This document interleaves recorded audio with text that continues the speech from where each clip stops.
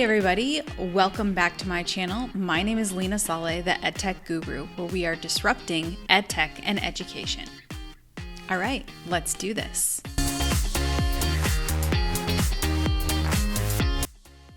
Hey everybody, and welcome back. The past few episodes of this series, we focused on what jobs are even available for you, as well as what jobs would be best for me. This week, we want to focus on where to network, and then what do we need to do to get ready for the application process. So now that you've identified what jobs might be right for you, you also know the breakdown of what individual jobs are within each of these EdTech companies.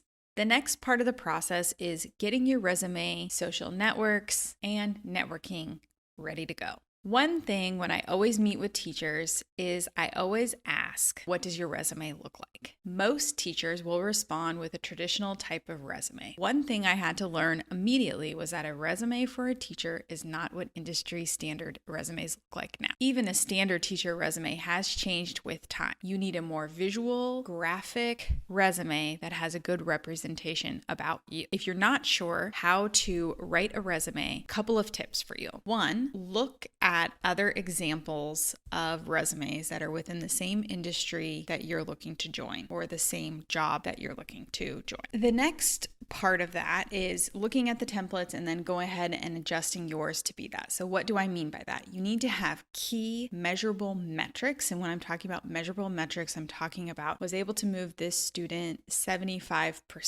Taking all the things that you had as far as in the teaching industry and coming up with 5 or 6 really clear things that you've accomplished within that job in relation to the job that you're applying for. So if I'm looking to become a party planner, I'm not going to talk about that I was able to use this tool with my students or move them this certain percentage. I'm going to talk about all the organizing that I did within my role in the classroom. If I'm looking to be professional development, I'm going to focus on clear, measurable metrics of how I designed my curriculum. If I'm wanting to do sales, I'm going to highlight the sales pieces and make sure I have those clear guides, like I was able to move students this much percentage. And you'll want to do that for every single one of the things that you've ever done, any career things that you've held. Then you're going to need to make sure that you have a LinkedIn. LinkedIn is where most of the recruiters and jobs are listed, as well as most of the time where companies are looking for you. A lot of times as a teacher, this is an underutilized network that we don't typically use. Typically, we use things like Facebook and Twitter and Instagram, but we don't use LinkedIn. LinkedIn is the professional network, and you need to have a LinkedIn. Your resume needs to match what you have on your LinkedIn, and you need to have a really great photo of you. So a headshot that's clear, that's not busy, and making sure that you have a tagline. Now, a lot of people have the frame on their photo that says open to work. You can put that in there or don't put that in there. It's kind of up to you. But you need to have a resume that matches your LinkedIn, and that's the first step. That brings us to the question about where do I even apply or look for jobs? The places to look for jobs are LinkedIn. You can use search terms like EdTech, educational technology, learning design, customer success if that's what you're interested in. Just making sure that you're attaching that with EdTech. Then you can also look at EdSurge. You can sort by remote or just specific to job title here. These are going to be all jobs specific to education. And then you have ISTE. Sometimes has good ones in there, usually more relevant to staying in the teaching field. There's another site that I like to recommend, and that's called Workmonger. It's specific to teachers. You share your resume, and then they'll contact you if a position fits your wants or needs, and this is a free tool that you can use. Another place is AngelList. AngelList is where all of the EdTech startups or any type of startup tends to list their jobs. So you can kind of browse there and kind of explore that. If you're in a bigger city, another place to look for jobs is built in and then insert your city name. So built in Austin, built in Atlanta, and you'll be able to see also a lot of the really good startups in your area, and they also post jobs there as well. The last one that I always suggest, this is just a tip, there is a Facebook group. It's called Austin Digital Jobs. Now, I know most of you are probably not in Austin, but I recommend people to join this group because you can get in on the conversations that industry are having and other people's struggles within the job market and kind of see what certain things. It also gives you a really unique way to network. work. If you're looking for education jobs, or things in the EdTech industry, I tend to say,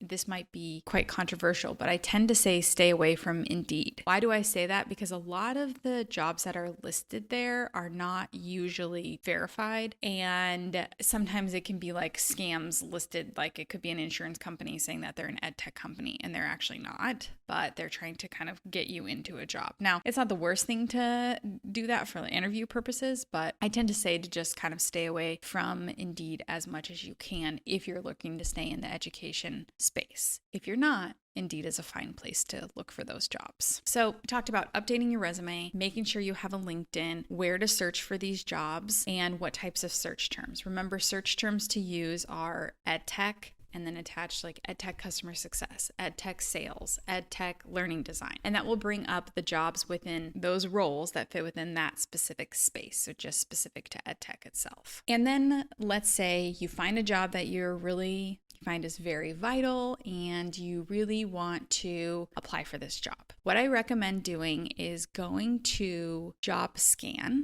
and what it will do is it will run your resume, and then you also put in the job that you're posting for. And what happens is it gives you feedback, and the feedback lets you know if it's going to pass basically through the application system. Now, applications for teachers, for EdTech companies, and anything in the 21st century has basically a computer algorithm. The algorithm is looking for specific keywords that come from the job listing itself. If you don't have those words in the job in your resume, then automatically the computer just kicks it out, and you'll know because you automatically get a rejection letter right away. Now, if you start getting interviews, then you know that your resume, or start getting calls with recruiters, then you know your resume has kind of made it to the next level. But I recommend starting with JobScan. Most industry professionals use this. You put in your resume and then you put in the job of which you're applying for, and it pulls out those keywords so you know what to kind of adjust. In addition to doing that before you kind of apply for the jobs themselves, keep in mind that you might have a few different versions of your resume depending on the types of jobs that you're applying for, and you'll want to make modifications for each of those specific.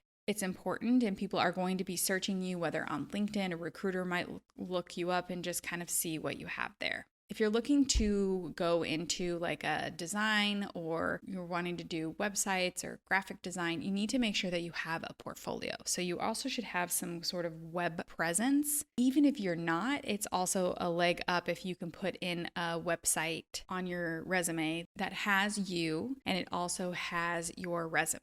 I'll attach a good example right here. As you can see, this person has their different kinds of recommendations from people. Their resume lives here, and then it just links back to their social profiles. So that's also a good thing to kind of have. You need to have as much web presence as possible because people want to know that there's thousands of applicants, so you want to make sure that you kind of have a leg up. So we talked about best places to apply for jobs, and when you start your job search, what do you need to be looking for? What do you need to have? You need to have a resume. We know what types of jobs now you're looking for, and then you want to use something to edit that resume using JobScan or something like that. Now, I mentioned this about how the algorithm will be kicking you out of different things. So another thing that you're going to need to do besides just fixing your resume and going to LinkedIn is you need to acquire skills. Now, many people say, the skills don't only set you apart, but the skills do.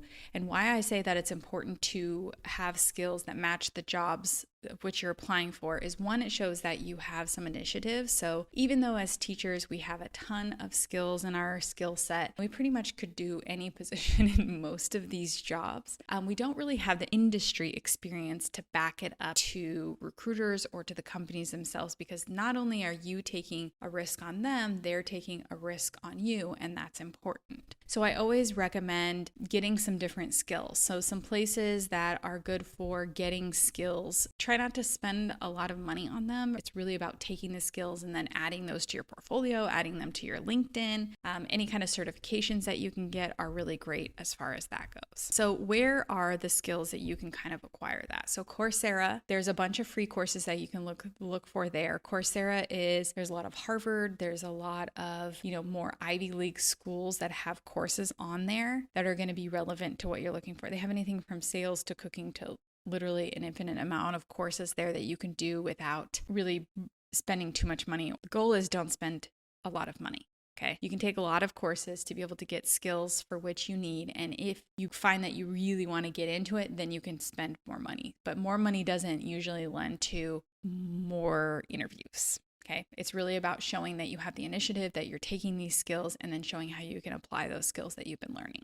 Another place is Udemy, and Udemy is pretty great. It's pretty affordable. And then you can look for ones that have certifications. So you can spend $15. Sometimes they have a sale that's going on, and you can find a coupon code to put that in there, and you can get it a little bit more affordable. But having a certification always helps. You can put it on LinkedIn, you can put it on your resume, and now you can put it on your website. So a couple of different places that it can live. Hootsuite as well as HubSpot have a lot of great courses for social media marketing or any of that kind of social media or sales. You can find those in both of those places. HubSpot has a pretty robust course line as well.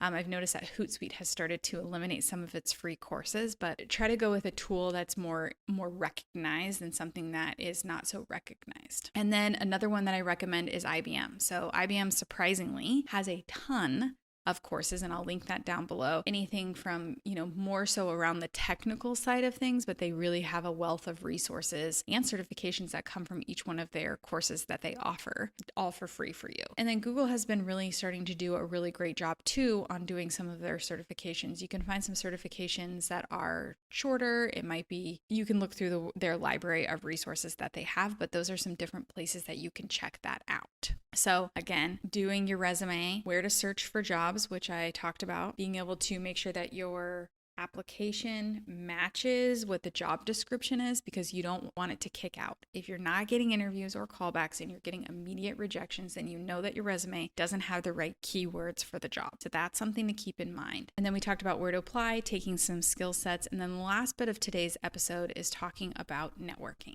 Networking is a massively essential skill that you need to have in this world that we live in. What's so unique about this world is you can connect with anyone quickly.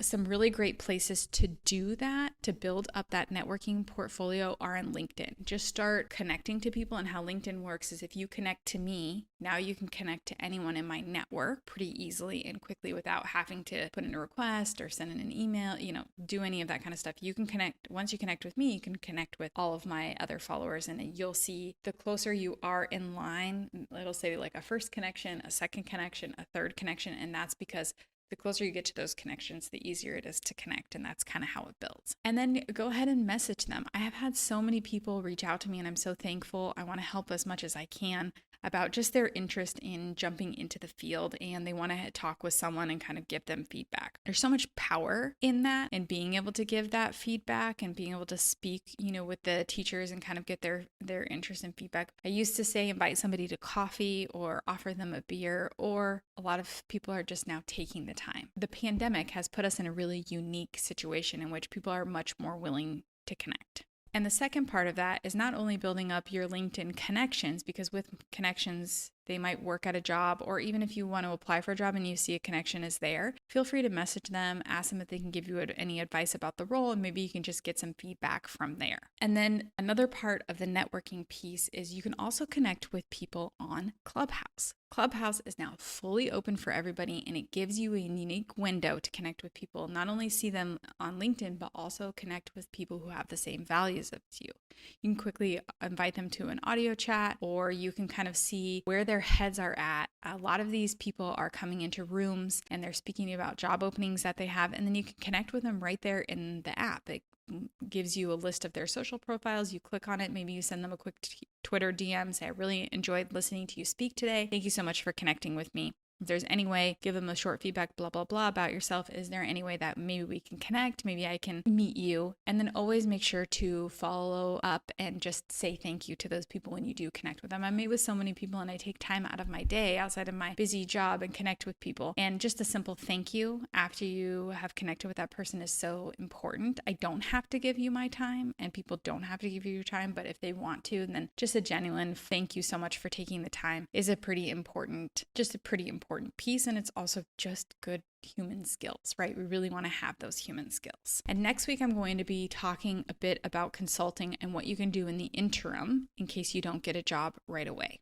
And then the last bit will be the interview process and kind of walking you through that as well. And what do you do after you accept the job? I hope you'll join me for this next version. If you have any tips or tricks or wonderings, please feel free to add it in the comments below. Send me a message on LinkedIn or Instagram or on any of my social networks. And I look forward to speaking with you guys again soon. Have a wonderful day.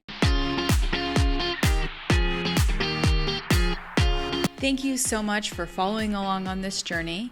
My name is Leena Saleh, the EdTech Guru. Please remember to like, share, subscribe, and comment below. And until next time.